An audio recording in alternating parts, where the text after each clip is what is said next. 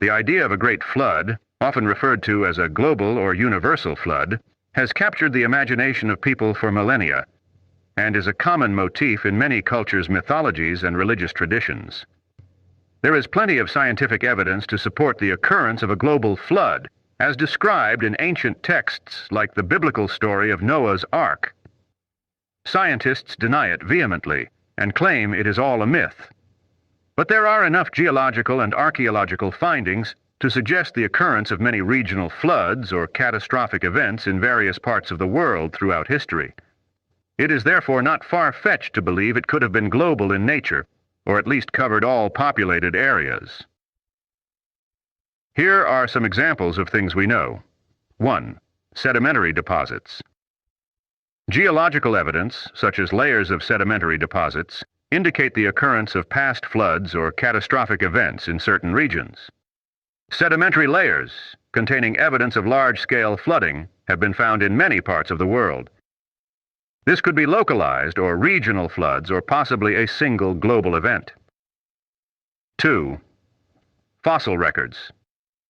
Fossilized remains of aquatic animals and marine life found in landlocked areas or high elevations can provide evidence of past marine inundations or catastrophic flooding events.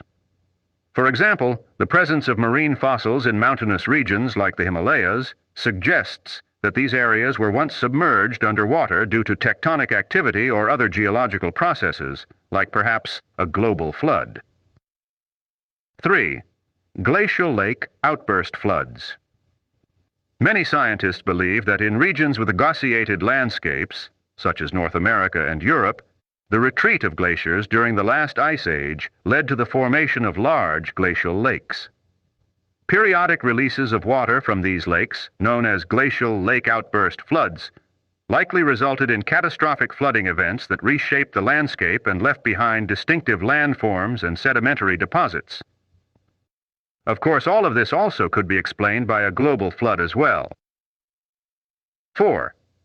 Ancient flood myths. Nearly all cultures around the world have myths and legends that describe a catastrophic flood or deluge. While these stories may be based on actual events, they often contain elements of exaggeration, allegory, or symbolism. Comparative studies of flood myths from different cultures can provide insights into the ways in which ancient societies interpreted and mythologized natural phenomena.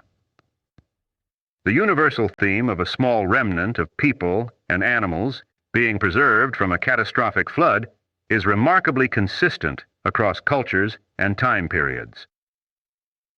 5. Archaeological evidence.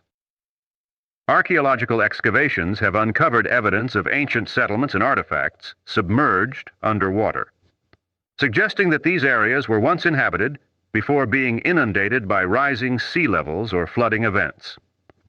For example, the discovery of submerged cities like Dwarka off the coast of India has led to speculation about the role of ancient floods in shaping human history. Nearly all fossils that you have ever seen, and almost all dinosaur remains you have ever seen or heard about, were buried by flood-borne silt. Scientists maintain these were localized flood events.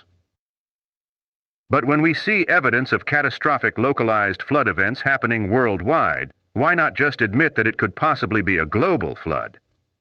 I know why. While these examples provide evidence of past floods and catastrophic events on Earth, scientists still maintain that they do not support the occurrence of a single global flood, as described in ancient texts like the Bible. Instead, they believe that they reflect the normal, complex, and dynamic nature of Earth's geological and hydrological systems. The reason why they must deny the concept of a global flood is very clear. To admit that a global flood is true would be simultaneously admitting that the Bible is true and accurate, and therefore God's Word, and also that evolution, as a construct, is rendered null and void. I think it is clearly biased thinking. But do some digging on your own, and you will find many examples and evidences of a worldwide flood. I put some resources in the description. Plus, one more thing. Jesus himself believed in a global flood. In Matthew 24:38 and 39, Jesus says, "For as in the days that were before the flood, they were eating and drinking, marrying and giving in marriage, until the day that Noah entered into the ark, and knew not until the flood came, and took them all away. So shall also the coming of the Son of Man be." So that settles it for me. Thanks for watching.